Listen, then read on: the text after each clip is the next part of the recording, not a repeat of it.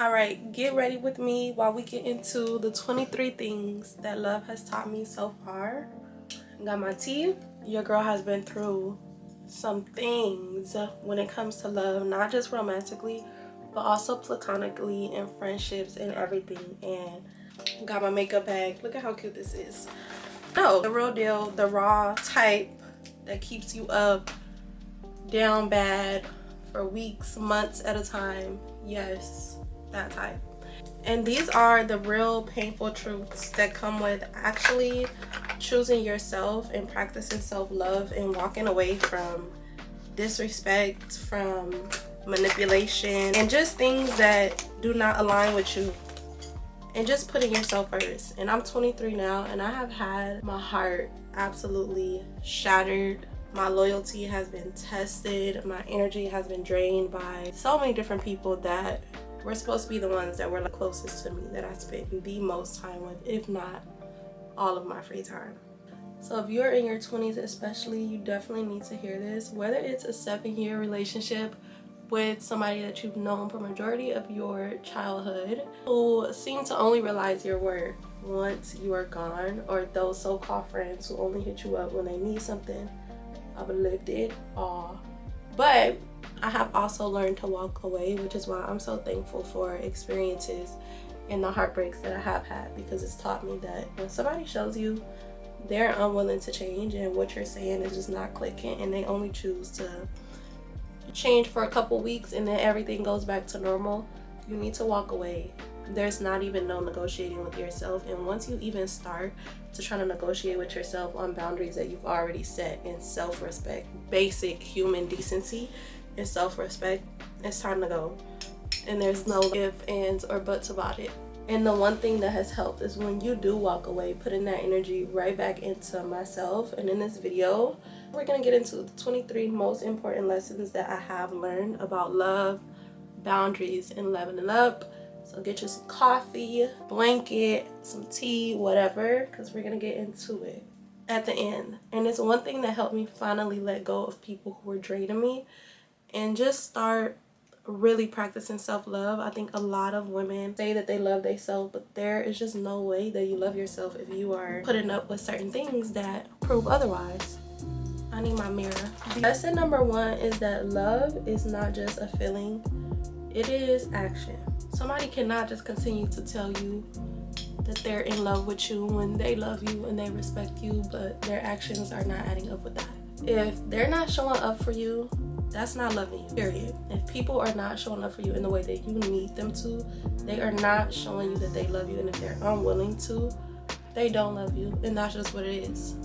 Lesson number 2 is that you cannot change someone who does not want to change. No matter how many times you repeat yourself and you complain about something, if somebody does not want to change, they won't.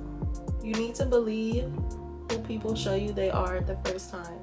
Don't let somebody continue to show you that they're disloyal, that they're unsupportive, and that they don't care about you. Number 3, staying in a toxic relationship is a form of self-betrayal. You are literally telling yourself that you do not respect yourself enough and you don't believe that you deserve better. And one thing that I have been learning, the more and more and more that I go more deep into self-love and what it actually means, and when you stay with a person who is showing you, it's clear as day that they're not going to change, and it's clear as day that they don't respect you. You staying with them is only, especially if you're into mindset and manifestation and all these other things, staying with a man who disrespects you and betrays you is such lack energy. You don't believe that there's another man out there who's going to treat you right. You believe that this is it for you, which is ridiculous. That has been the most ridiculous thing. And I think that's what made everything click for me, is like, you're staying in these relationships with people and even friendships, not being willing to let certain friendships go where people have disrespected you or betrayed you. And it's like, you have convinced yourself that there's not enough people in the world, that this is as good as it gets. And that's so lame to believe, especially at such a young age. How do you believe that this is as good as it gets? And even if you are in your 20s and you're in your 30s, 40s, whatever it is, I pray and I hope that if I get to the point where I'm 40, I'm 50, married with kids, and I'm not being treated well, I don't convince myself that just because of my age and where I am right now and how long I've been with someone, that means I should stay. And I seen this lady on TikTok, and she was married with kids, and she seemed to be in a really good marriage, and she was saying to young people out there, or just people in general, that if it wouldn't have worked out with her first child, she would have moved on and she would have gotten a divorce. And if it wouldn't have worked out with him, she would have gotten a divorce and moved on. Your happiness is not something, your peace is not something that should be a negotiation. It should be something that you're settling for. And you only get one life. Why continue to waste time with someone who is showing you that they do not care about you, they do not give a fuck about you, what you stand for, your morals, your respect, anything. They continuously show you, and you still feel like this is as good as it gets. There's no way. And as somebody who is getting back into church and closer to God and just making sure that I'm constantly staying in communication with him, it also becomes a thing of, this cannot be what God wants for me at all. There's no way. You deserve better if somebody is consistently betraying you and showing you that they don't care, and that's just what it is. Number 4, your peace is more valuable than any history that you have with someone. I don't care if you've been knowing your friend since 2nd grade. If that person is not bringing you peace anymore, they gotta go. They have to go. Don't let nostalgia and those old memories keep you stuck in relationships that are no longer serving you. You aren't who you were when you knew them. You aren't who you were when the friendship first started. And clearly you both are no longer that person, so let it go. Number 5, just because you've known someone for years doesn't mean that they deserve a front row seat in your life. Not everyone is going to go with you. And I remember when I was in school, I had this dance teacher, and she was so amazing. I don't think I will ever forget her. She was just so full of love and the happiest person that I knew, and she was so optimistic. Nothing, you could not tell her anything to get her off of her high. And she was just high about life. That's what it was. And I aspired to be like that one day. But she gave me this analogy, which was like, life is like a bus, and it's your bus. You're the main character, basically, and people are gonna be on your bus. Some people are gonna be on your bus for years. Some people are gonna be on there for years. Some people are gonna be on there till your bus stops working, so basically until you die. And other people are gonna get off of your bus, and throughout life, as you get older, more people are gonna get on. So just because you've known someone since the beginning, that does not mean that they deserve to be in your life. Number 6 is never beg someone to treat you right. It should be a natural thing that they care about you. As a woman, you shouldn't have to repeat yourself that many times, especially on basic human fucking decency. Stop begging for that man to treat you right. Stop begging for your friends to show up for you in the same way that you show up for them. Let it go. If you see it's not working, they're not willing to show up for you, let it go. Number 7, people can only meet you as deeply as they've met themselves. If they're emotionally unavailable, you will never get what you need from them. And you will start to realize this with conversations. When you're having certain conversations with people, and this is not to say that you're better than them, you're just in a different space than they are. They haven't dug that deep, they haven't put in the work yet, and they haven't probably even been forced to. So when you see that somebody cannot show up for you emotionally and you would be there for them, don't even blame them for it. Honestly, they can't. They actually don't know how, because they haven't had to. And if they haven't even been able to show up for themselves in that way, they for sure won't be able to show up for you that way. Number 8, your boundaries are necessary. It's not just something that's healthy, it's something that we should have. It is so necessary to have boundaries, especially with people that are in your life. And if someone cannot respect the boundaries that you have, they can't respect you. And we're not negotiating our boundaries for anybody. I don't think anybody is worth you negotiating your boundaries for. Number 9, letting go doesn't mean that you lost something. You're making space for what is better and more aligned for you, for the era that you're in right now. Never see you letting go as a loss. And I think when Nipsey Hussle died and Lauren London was doing a lot of speaking engagements, I heard her say something about experiencing people for who they are and not feeling so attached to people and own someone and like they're yours. And I think that's what one of my biggest problems was in romantic relationships, is once I start dealing with somebody and we get on that level, is this is my person. And I'm a very territorial person, especially when it comes to friends, family, anybody that I love, especially people that I love deeply. This is mine. You're not going to talk about what's mine. You're not going to disrespect what's mine. This is my person, and that's very much like how I am. But especially when it comes to your romantic relationships, it's like you have to be so okay with taking it as what it was, which was an experience. I'm so grateful that I got to experience you for however long I got to experience you for, but now you gotta go because we're no longer aligned, and that is okay. And once you start to view relationships with people as experiences rather than people who you are supposed to keep in your life forever, and people who, I'm not gonna say that you own because that's not the right word, but just people that you feel like this is mine. And I feel, well, I used to feel so just like this is my person in my life. I very much had attachment issues with people that I cared about deeply. Even friendships, is like I've known you for so long, you were my person, and now I'm just supposed to let you go. And that was the hardest thing for me.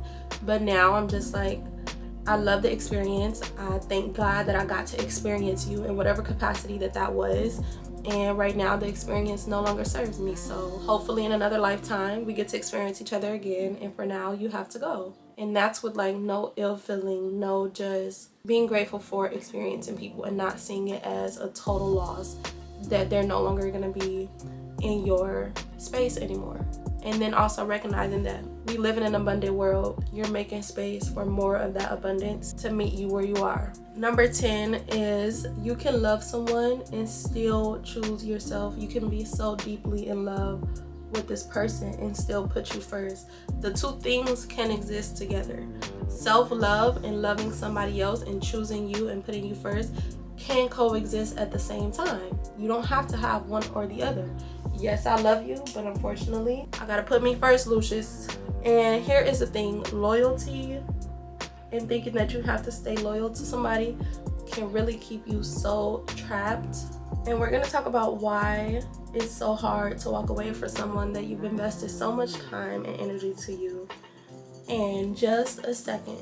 Number 11, loyalty is not about sticking around when you're being disrespected. It's about being true to who you are and the morals that you've been raised with. And even if you haven't been raised with many, you know what's right and what's wrong. Number 12, time invested does not equal a healthy connection with somebody. You don't owe anybody your future just because they were in your past. And just because you talked about all these things that were supposed to happen and you realize this may not be what's gonna happen because this is not healthy. This is not even a healthy relationship anymore. Don't stay attached to what could be. That's not what it is. You're convincing yourself and you're giving yourself a false sense of hope based on what this person could be and what y'all were supposed to have together. That's not what it is, unfortunately, and you gotta let it go and they won't be in your future. Number 13, real love is something that makes you feel seen, something that makes you feel heard, valued, respected. Anything else is just a distraction. Anything that does not make you feel that way is just something that distracts you. And I'm not saying that you're gonna feel like this the entire relationship. Obviously, there's gonna be times where you're going through periods where you don't feel hurt, but for it to be a consistent thing where you just do not feel hurt at all, you haven't felt hurt from the beginning, you've been feeling disrespected from the beginning, you're distracting yourself. You're using that person in that relationship as a distraction. That person does not value you. Deep down, that person doesn't value you. They've showed you plenty of times that they don't value you, and yet you still feel like they need to be around and in your space. That's not real love. Number 14, and as a woman, and I know my women audience members probably feel this 100%, but you have to trust your gut and do not convince your mind that your gut is wrong. If something feels off, 99.9% chance there's something off. And I had these little moments in my last relationship and it was so weird. It was the weirdest thing ever, but my intuition never was wrong. My intuition was never wrong. And I would tell myself, there is no way, why do I have this weird feeling, or why am I having a dream about this, or why is these certain little, I don't want to say visions, but like, things would just come to me so naturally, and I'll be like, there's no way, why?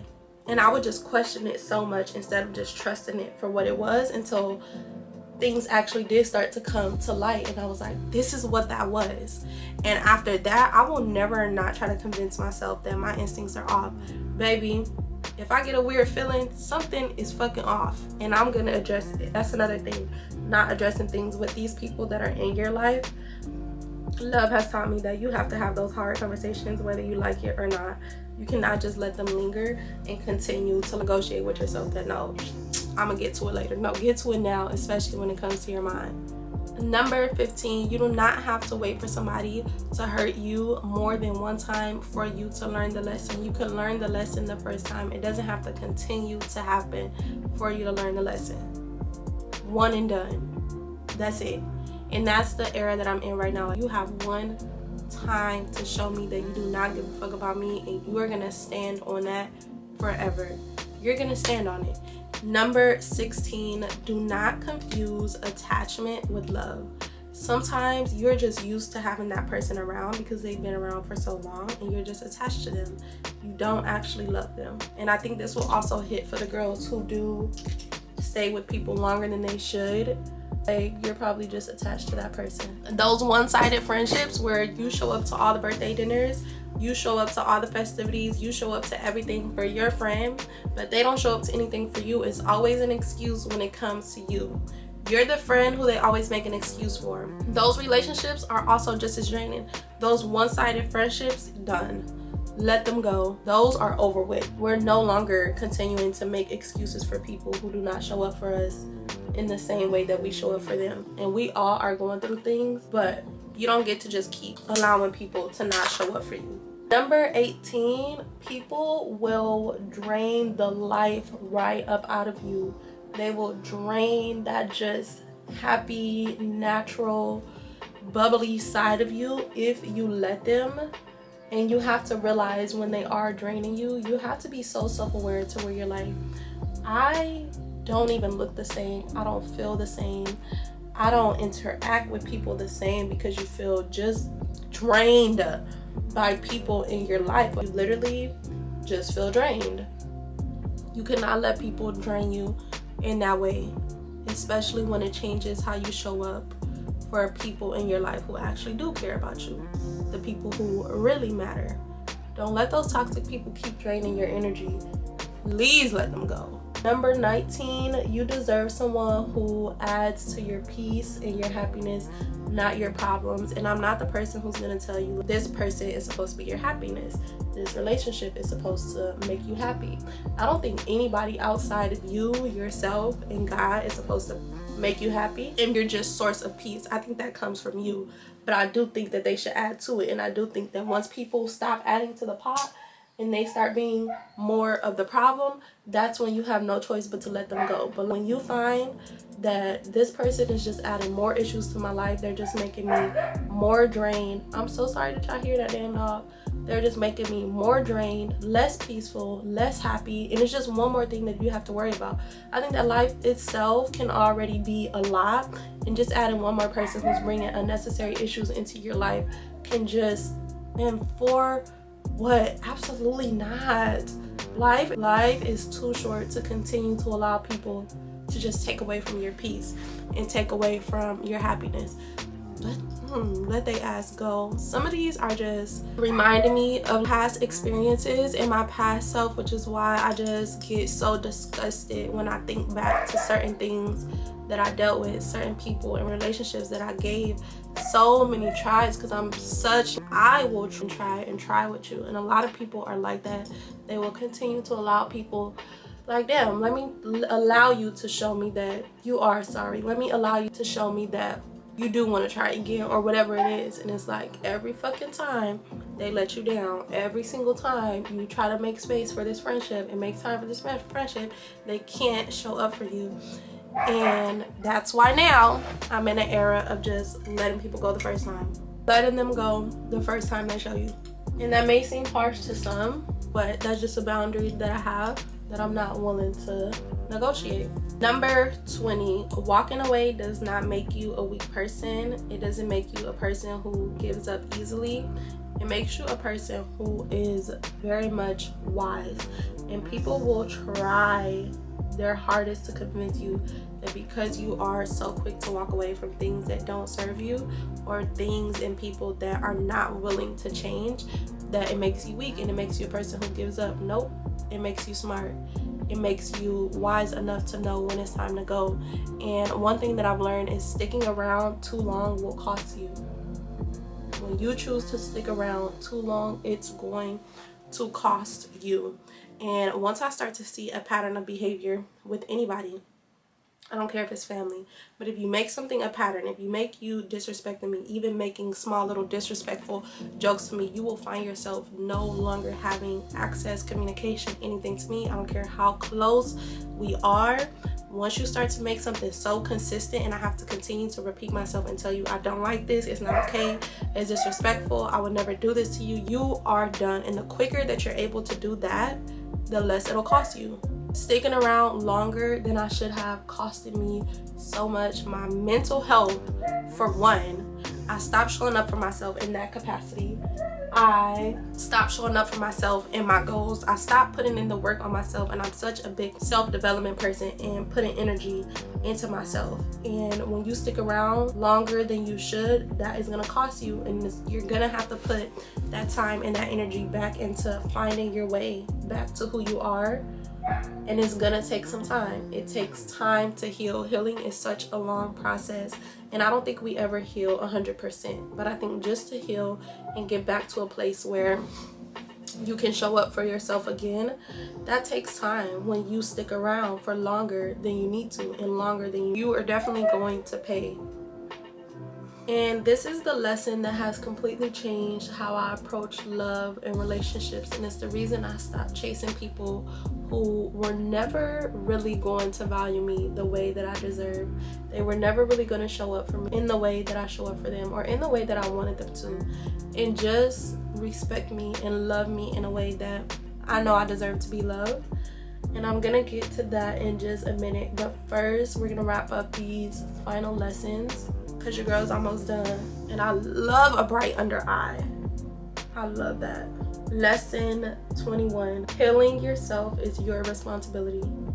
It's nobody else's responsibility, and do not let anybody else gaslight you into thinking that because they were the ones who hurt you, they're also the ones who can heal you. Absolutely the fuck not. Absolutely not. It's your responsibility to go and heal and make sure that you're able to show up for yourself and the people who really deserve it in the future. It's not the person who hurt you. It's not their responsibility. If you have parents that have hurt you and caused you a lot of trauma in your childhood, and it's starting to show up now that you're older, it's not their responsibility to heal you. It was their responsibility to not hurt you in the first place. But now that you are a grown adult, it's your responsibility to go heal in whatever way that looks like for you, whether it's getting therapy, whether it's getting closer in your faith and whatever you believe in. It's your responsibility to find your way back to yourself and not continue to feel broken and feel like you aren't healed. As adults, we can't continue to put the blame on others. We can't continue to make excuses for why we are the way we are. No, you gotta put in the work to figure out why you're like that and how you can show up differently. Not just be like, oh, my mama made me this way. My parents, they did this and that to me, so that's why I'm this way. Oh, I was in a relationship and he did this and this to me, so that's why. And don't allow other people to make you change how you act with other people. That sounds crazy. Don't let the next person pay for what the previous person did. It is not their fault, and that's so unfair. And I will never ever be a believer that the next person has to pay for what the previous person did. Not in friendships, not in relationships, not at all. Give people a clean slate and don't let effed up people change your perception of how you view a certain group of people. I'll never, as a girl who has been through so much with a man, I'm never gonna be like, all men are trash, men are shit, all men cheat, all men do this. No, That is so unfair to me. And I think in this whole podcast era, in this era of so many people having access to just share BS, also do not allow people on the internet to convince you that you have to stay in a relationship that is disrespecting you and going against everything that you believe in because all men do this. All men don't do anything because all men aren't the same. And if you allow yourself to believe that, then that is the experience that you'll continue to have. Number 22, it is better to be alone and single and lonely and feel like you don't have anybody than to feel lonely and alone and single and don't have anybody while you're in a fully committed relationship. You might as well just actually be alone and single if that's how you feel while you're in that relationship anyway. Hello, what are we talking about right now? If that's how you feel while you're with the one person who's supposed to make you feel like you aren't alone, you might as well just be alone. What's the point? Why are you sticking around in something where you already feel like you're by yourself? Girl, leave immediately. And I know for a lot of people, it can be hard. It can be so hard to leave. And I'm not saying it's one of the easiest things in the world, because I know it's not easy. I know firsthand that it's very hard. But I do think that if you start and go on a self-development journey and a self-love journey and just a spiritual journey with yourself, it gets easier. And it'll be the easier. It'll just be like no question. It's not even something that you question. And I find myself looking back, how was I even negotiating this with myself? And how did I even stick around for as long as I did? And that's how you start to click. When you get to that point to where, damn, I should have been left. I should have been left this person alone. That's when you're doing the work.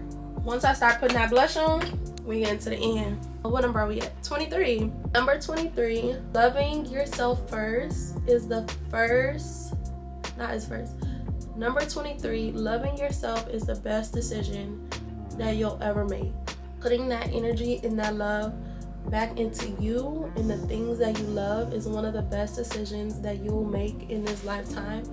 Because once you really truly love yourself, and I'm talking about on a deep level, you love yourself, you are in love with the woman that you are, you will never let someone treat you less than you know that you deserve. And that's why you have to put in the work to get to that place where you are practicing self-love. And I'm not talking about the Pinterest self-love and the TikTok self-love and the going on self-love.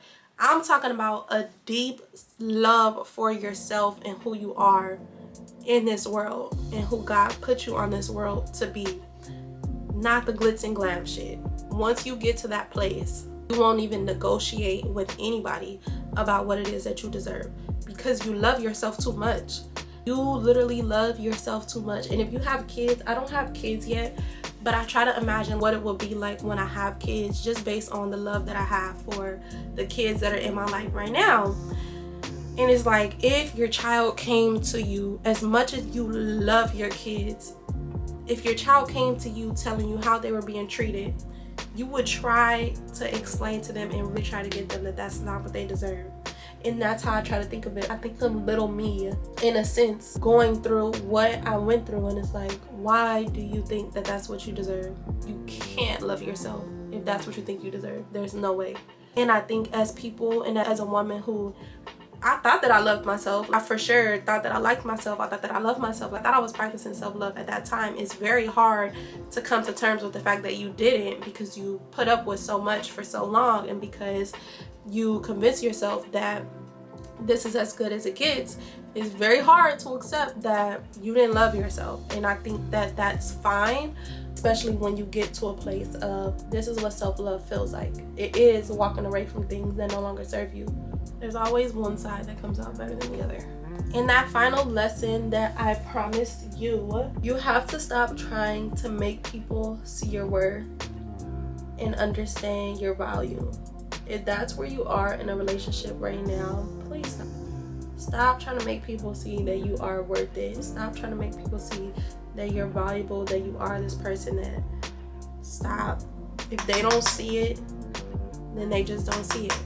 Stop waiting for people to validate you for who you know that you are. Seeking external validation from anybody is where you're gonna go wrong first. That's where you're gonna go wrong.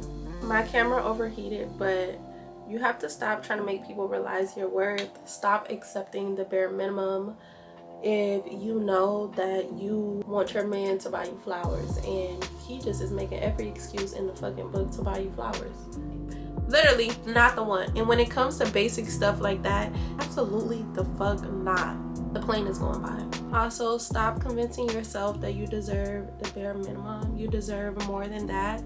And I think a lot of women get so comfortable in relationships and they allow their partner to get comfortable when they've been together so long to where they start to accept the bare minimum. And it's like, no, just because you've been with someone for so long, that doesn't mean you start to convince yourself that you no longer deserve to be treated as well as you were in the beginning of the relationship.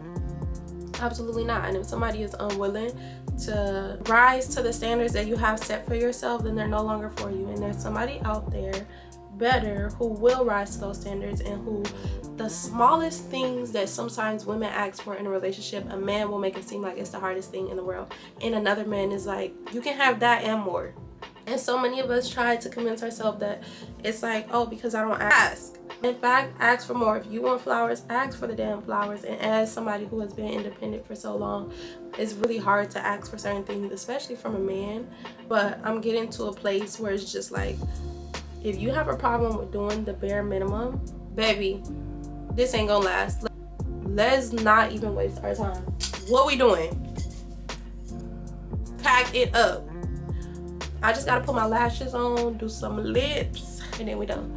So this is the look. I hope you guys enjoy my 23 lessons about love that I've learned so far as a 23-year-old tough body lover girl. I'm just kidding. I'm not a tough body at all when it comes to love. People just have that perception of me. I don't know why. But I hope you remember you are worth more than somebody's empty promises and promising you to change without any change behavior. They're just manipulating you. You're worth real deep love and connection with somebody that values you, respects you, and worships the ground that you walk on. Never ever let anybody allow you to negotiate your worth with yourself. It's not up for negotiation, okay? It's not. Your boundaries, stick to them, stand on business. And after this video, if you feel like that man gotta go, that friend that ain't never showed up to nothing you done hosted gotta go, cut him off. Don't think twice about it and don't look back. I love you guys. I really want to know which lesson resonated with you the most, or which one you just felt like that's the one I needed to hear, or that was me this time. Please put in the comments. We've all been there. Just know that. And don't let nobody try to bully you and make you feel like you dumb as hell, and whatever the case may be. But I will see you guys in my next video.